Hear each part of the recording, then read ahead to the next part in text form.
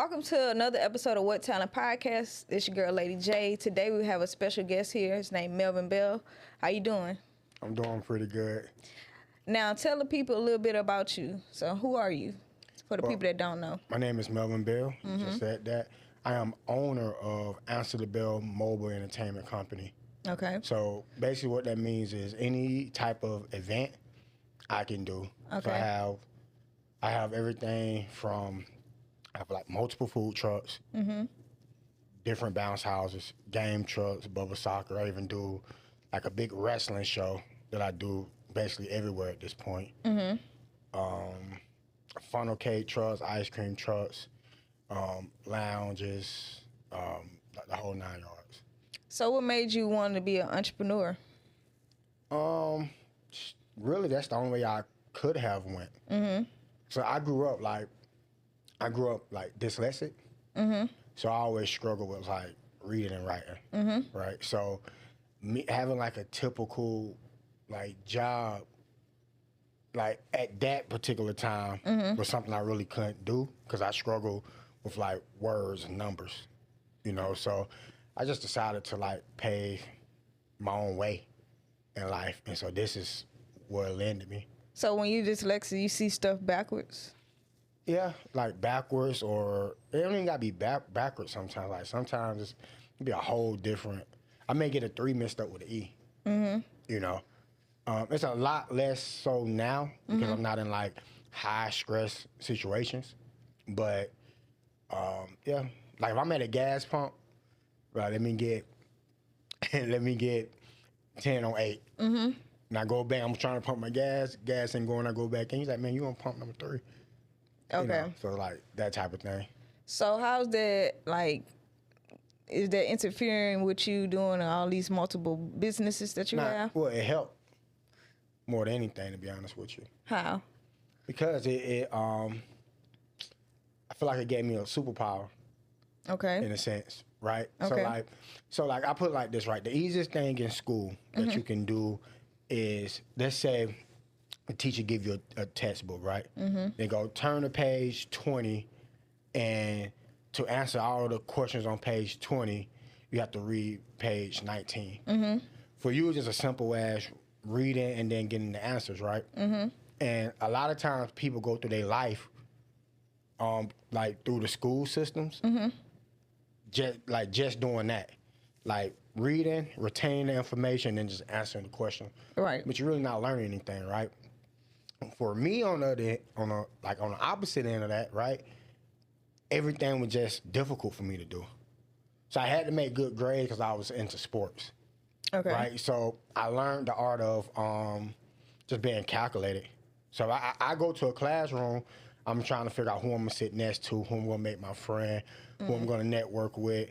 The art of manipulation, or or just getting my way. You know what I mean? Like all these things, I'm picking up along the way because the school part was the most difficult time of my life. Okay. But once I take all the skills that I learned, the networking, I was friends with everybody.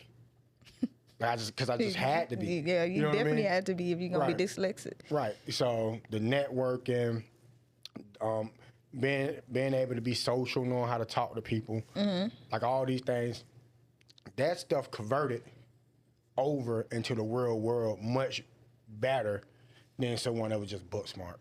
So let me ask you, what age were you when you first found out you were dyslexic? I was in college. Oh, so you went through the whole... Yeah. I went through the whole thing without grade school and not knowing. Not knowing, because so what happened was, this is crazy. So this is how you know. You know what? Keep. Go. What you gonna say? This is how I know Clay County school system failed you again. Oh no, absolutely. Absolutely. I ain't denying that. I love Clay County. Yeah, I love it. But no, absolutely. But no, so I was in college, and then. My professor was like, write your name down. I'm like, M-E-L. I mean, like, he said, spell your name. I said, M-E-L-V-I-N. Of course, I knew how to spell it, right? He said, say it again, M-E-L-V-I-N. He said, yeah, you may be dyslexic because you wrote it down, like I wrote it down wrong. But obviously, I knew how to spell it, but I just wrote it down wrong. So would you put your E as a 3 instead of the Nah, I forget what it was, but it was just, you know what I mean? I was just getting my numbers mixed up. So it won't happen all the time. Like a lot of times it happens with like in high pressure situations. So if I'm doing like a quiz or something like that, you know, it happened. So when you found out, did you feel like it's a relief? Like, I know I wasn't crazy. Oh my God. I mean, when I say, like I went back in my dorm room and cried about it. Like, I went back and cried because, look, I thought I was retarded or something. Like seriously. Like I didn't know, like I really didn't know what was wrong. I'm like I couldn't understand why I wasn't getting it. Yeah. Like I'm not getting this, right? And so this whole time, going through the Clayton County school system, this whole time, they was telling me that it was just like my speech. Like he ain't talking right, his speech, all this kind of stuff. So I'm like in like speech classes trying to understand like how to do this. Meanwhile, that's not what your issue was. That wasn't my issue at all. Which is like, it's crazy. My daughter, she's dyslexic, but she's not anymore because we caught it so early, and we just gave her the tools that she needed, and so now it's just normal, right? And since I found out, you know, it's been things that, you know, that I do now that doesn't affect me as bad as it did. Okay. You know what I mean? So, not to get too deep into the dyslexic thing, but I know when I was in middle school, I have a speech impediment. Right. And so a lot of times, just like how dyslexia, you look at things backwards or whatever, sometimes I group the words together. Instead of like sounding them out, I just say like one word together. It's like a blah. Right. So what I have learned is like now I slow down and read it, and first I read it in my brain and then I read it out loud. And then me reading more helps as well with my speech, because sometimes I still to this day could say some crazy stuff and I'll be like, dang it, whatever. How you say that? And then they'll tell me, okay, boom, that's how. You know, sometimes I probably need to hear somebody say it out loud, and then I could do it so I could hear how it sounds. But back to this entrepreneur route. So you say you have food trucks, right? How you determine who can cook on your food trucks? Or because I know you ain't on all food trucks trying to cook. Yeah. So, I mean, I just have my recipes.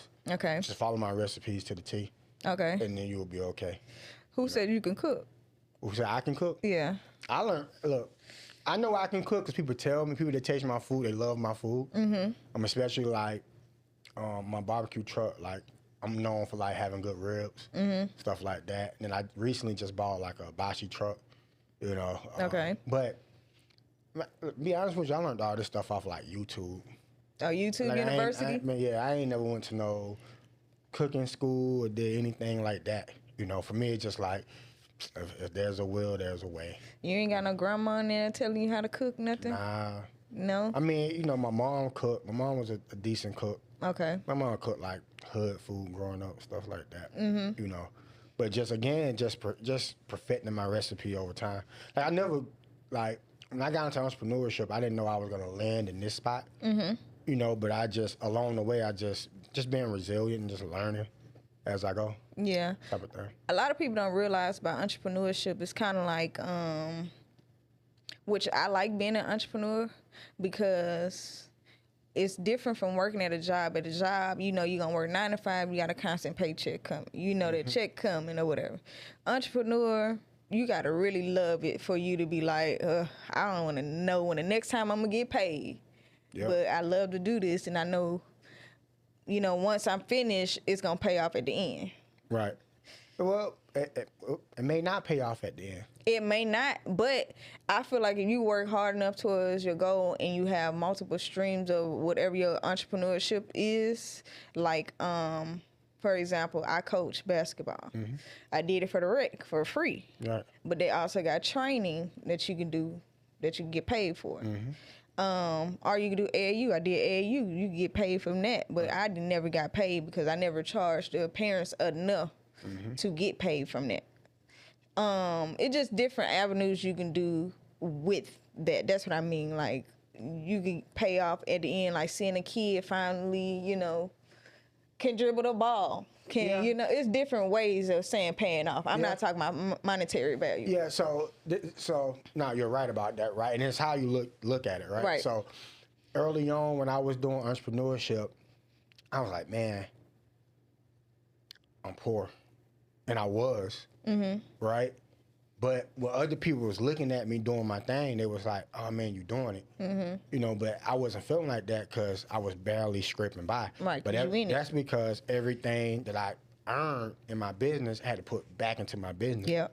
But to be honest with you, most people don't get it. Like, if your money, if your goal in entrepreneurship is to make money, 95% of the people don't do so. You know what I mean? Like, it's almost an impossible thing to do. So to do so, you have to be extremely lucky to be in a position where you can pay your own bills, take care of yourself, and just solely live off of your entrepreneurship. Yeah, I agree. How did you buy your first food truck? I bought my first food truck because my very first business was a boot camp, a fitness camp. Okay. Right. I got into the fitness camp because I didn't have no startup money for a business. So I used to just go to Forest Park Rec, have my clients meet me there. I just used to work out everybody at the park. The park is a public place. You can do it for free. Right. It eliminated my overhead as far as running out of building. Right. Right. I tapped into a market that nobody was in. I was doing this I was like 18 years old, to be honest with you. But yeah, or 19. But I tapped into a market nobody was in, so I was targeting African American, like obese women. A lot of personal trainers kind of stay away from them. There's a lot of health and risk that comes with that, right? But I was just, and I charged, it was cheap, like $100 a month type of thing, right? But my goal at 19 was, okay, if I get 30 clients, that's $3,000 for the month. For the month, yeah. And then just go from there. Right. So did that for a while, and I was able to get a building. Then, once I got done doing that, I was able to sell kind of like my clients to someone else, and then I opened up a car wash. Okay. And I had the car wash maybe at 20. I had a car wash at 20. And then what ended up happening from the car wash was I was on this property. I was on 3 car wash on Metropolitan. Okay. I was on this property and I realized that the property wasn't like, if you don't own the land, the business is really never yours. Okay. To be honest with you, right? Because every year they would just keep going up on rent. Like I'm like, man, like I'm building the value of this property, but you ain't gonna get me in a long time contract. So one day an ice cream truck came up to the car wash and they was making money. Like they was like just sitting there, people just coming buying ice cream.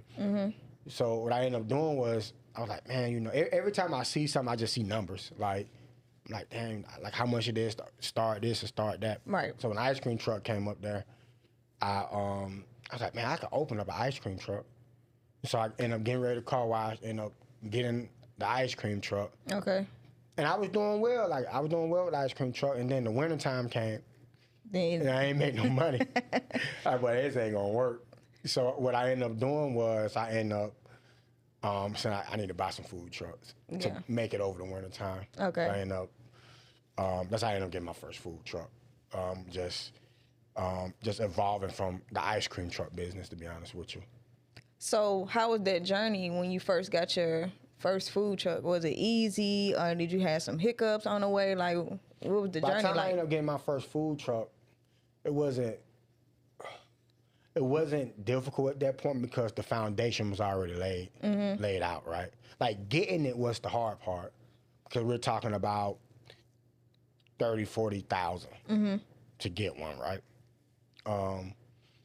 And so the best thing I could have did was started my business off when I was just poor. Because what it allowed me to do was, what a lot of people make the mistake with doing is they try to make sure the conditions are perfect before they open up a business. So they want they want a loan, or they get a loan, or they want all this money. They want everything to be perfect. But one of the best things you do in entrepreneurship is start off with nothing, and that way you're only messing up what you have. And then, but as you lose, and you go back to the drawing board, you're like, okay, that didn't work. Let me attack it this way, and then through that way you end up figuring it out.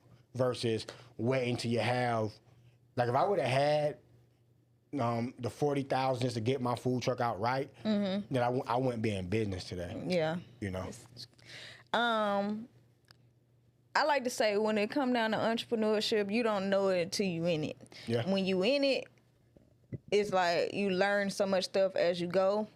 But before, like, which I feel like us in the Black community, we don't talk much about, you know, the do's and the don'ts in the entrepreneurship world. Like, when you become an entrepreneur, it's like you should always have, I think, first of all, you first just starting, you should have a job. Only reason why I say you should have a job is because I didn't start out with a job. So I'm over here just spending money, spending money on trying to get, because I had a clothing line, just trying to get all my clothes out. Spending money. Ain't no money coming in. Right. Just spending money. Then I'm looking at the end like where all my money went. I got all this merch right here. Ain't nobody buying no merch. So now I'm stuck with a whole bunch of merch. Until you reach a certain number, I think you should have a job and do your entrepreneur lifestyle. Yeah, I mean, I agree and disagree at the same time.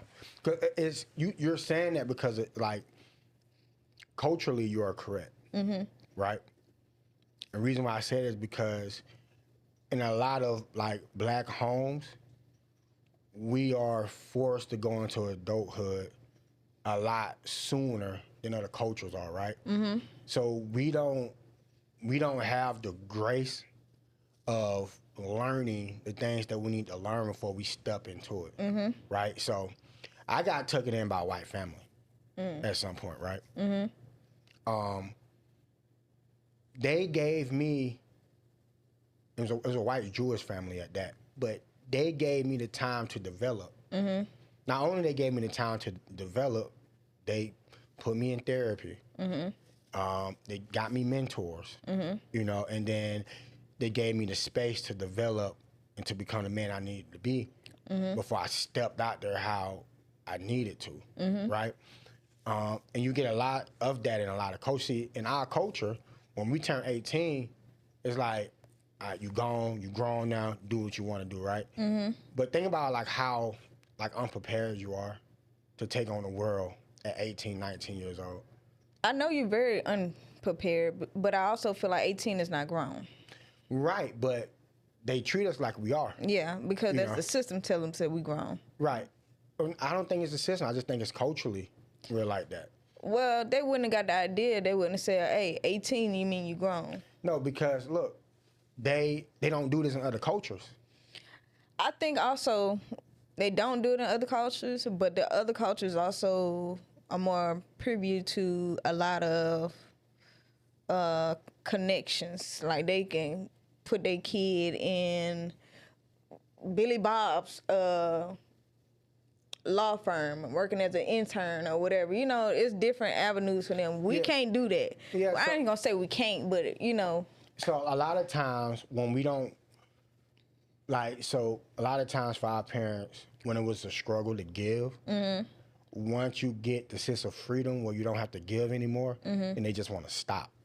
You know, when it comes down to like raising your kids, it's really that's a lifetime journey. You know, what a lot of our parents was, since it was so hard on them, they was ready to throw in the towel at 18, 19 years old. I agree. You grown now, pay bills, do this and do that. And really, when you turn 18, 19 years old, that's when,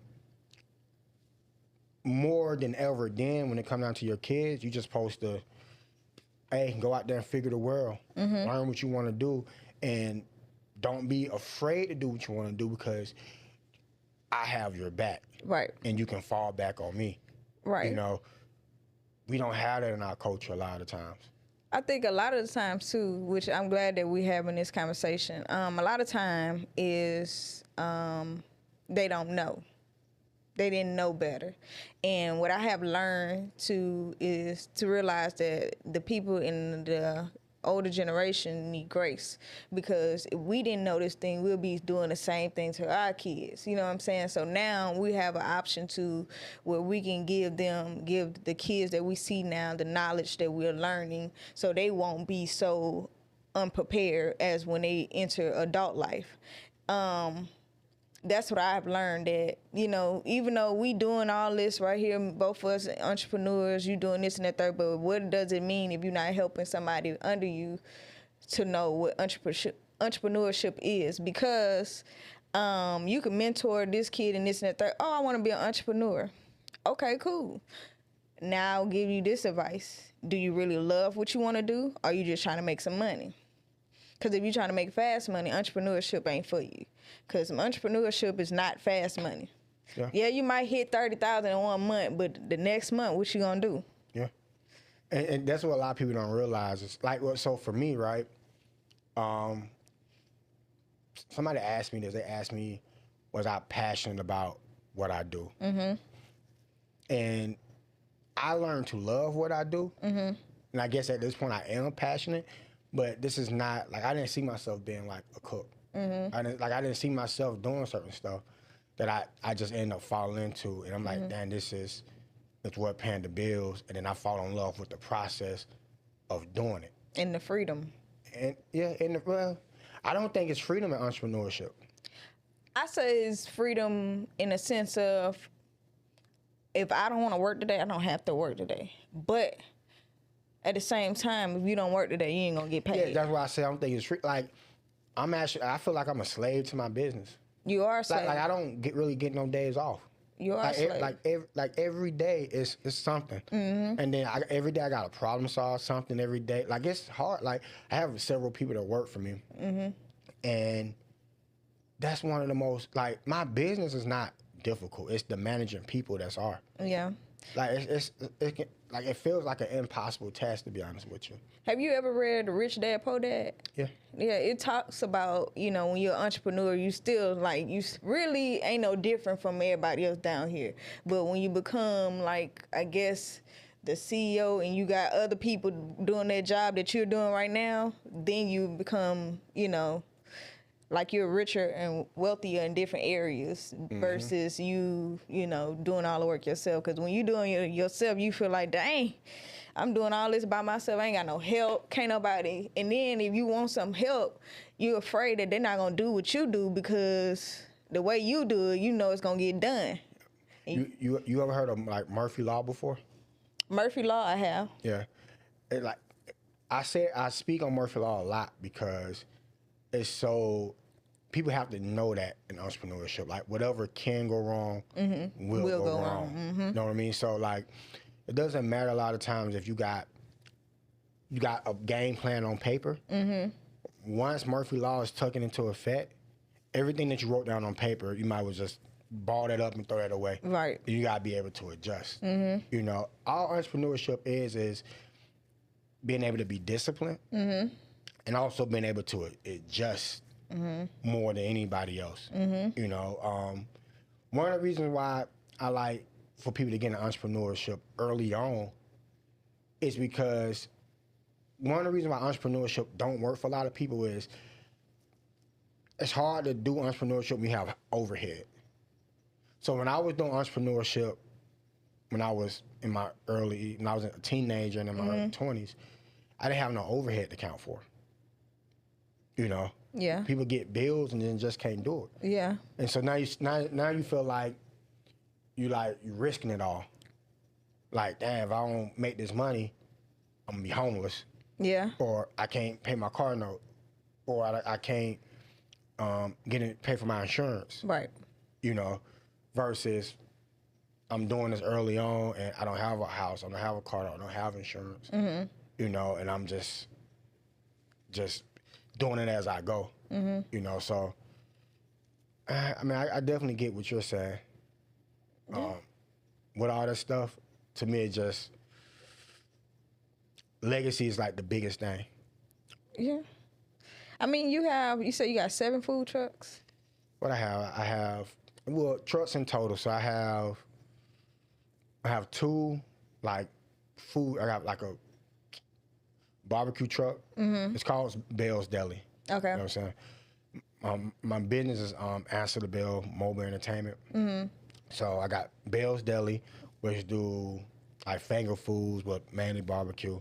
Also got another Bell's Deli truck that does like hibachi and stuff like that. Mm-hmm. I have 3 ice cream trucks. Okay. I have a funnel cake truck, and I have like a game truck where like the kids go and play video games, stuff like that. Mm-hmm. It's different stuff like that, you know. When you're thinking about what's your next business, what you think about in your mind? Like, what comes to? So now when I'm in my entrepreneurship like space, mm-hmm. I don't necessarily think about my next business. Okay. Like I solely go on like alignment. Mm-hmm. You know, so I don't necessarily invest into, like I invest more into people now. Okay. You know, because for me, like good people is so rare. It is. And so hard to come by. Mm-hmm. I don't care if like the person don't know anything. If they're like a good, if I can see myself like in them, mm-hmm. I invest into that. Mm-hmm. You know, so I got a guy that like he cuts hair, mm-hmm. and he's a good guy. So I'm gonna do a mobile barbershop with him. Okay. Because he's someone I want to invest in. Okay. And with my guidance, I know he will be successful. I just need that person to have a good heart and be a good human being. If I find that in people, that's why I invest in more than just, you know, forcing my ideas into the world. A lot of people take people with good heart for granted. Absolutely. Because they don't appreciate, you know, they doing it out of the kindness of their heart. What else do you have planned going on in your life right now, besides running your ice cream trucks and food trucks? Yeah.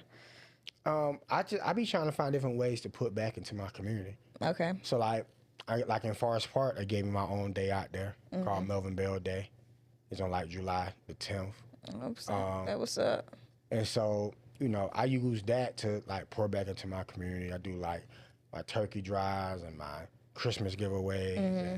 And I help out throughout the whole year when it comes back to giving back. But I just find like at this point in my life, it's just like, how can I meet good people?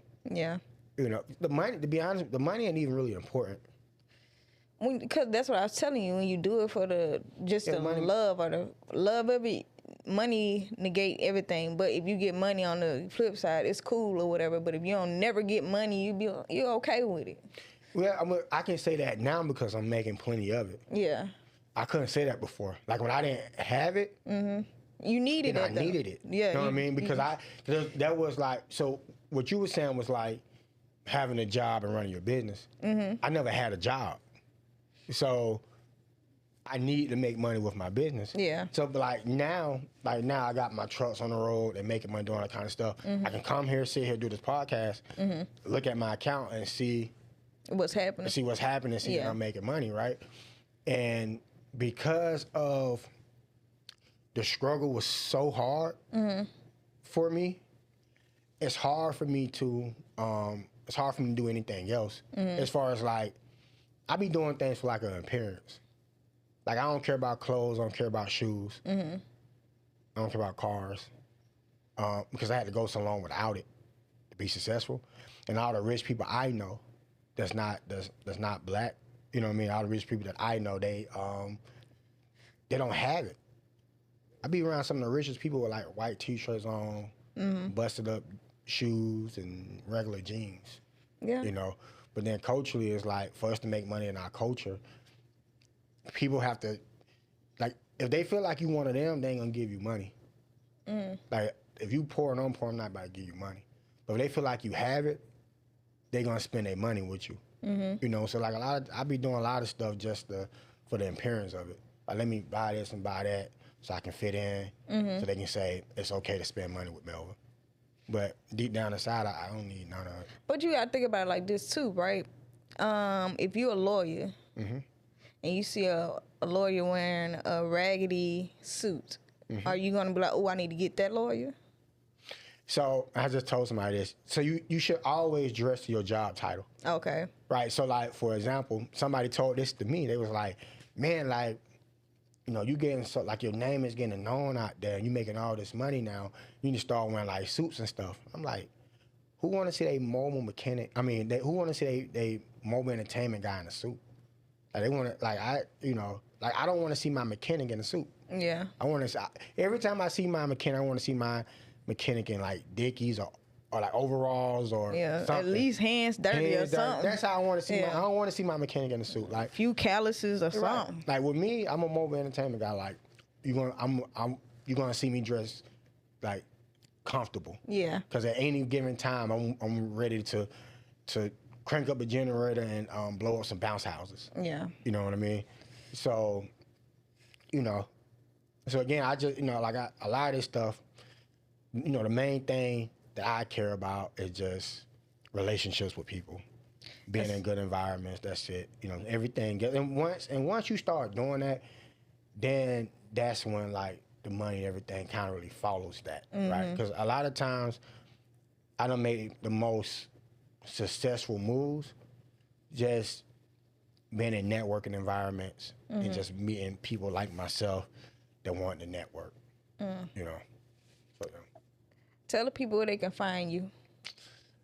You can find me on Instagram or Facebook at answer_the_bell. Okay.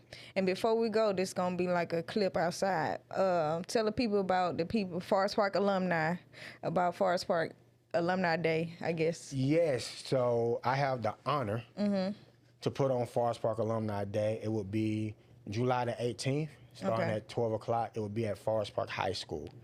Yeah, Forest Park Alumni Day. So it doesn't matter if you from the left side of the train tracks or the right side of the train tracks. It's just from everybody that went to Forest Park or just live in Forest Park. Is it free?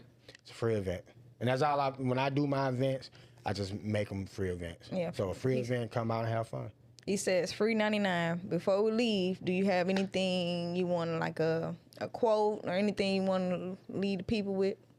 A quote that I want to lead the people with? I don't have a quote, but I will say this. A lot of people, you know, look at my journey and they look at what I got going on and what I'm doing, and you want to know how you get there. And my best advice to you is to put God first, and just learn to listen to God and put yourself in situations where it's alignment and you're not just forcing your way to get to where you want to go, but just to follow God's voice. Okay, that's good. That's good. There you go. I'm gonna leave off with this. I know there's a lot of things going on in this world right now. I just want y'all to stay focused, stay accord, stay on y'all lane where y'all supposed to be at. Don't, fall into, this and that. Stay on what you supposed to be doing in your world. Everything else might crumble and fall. As long as you standing on your 210, your feet, you'll be all right. Also, I would say this, everybody deserves grace. And I'm not talking about, that's neither here nor there. Everybody deserves grace. So we're going to give people grace. Okay? This your girl, Lady J. I like to say peace to you. Thank y'all for watching. Wait, before you go anywhere, can you like, comment, and subscribe to my YouTube channel?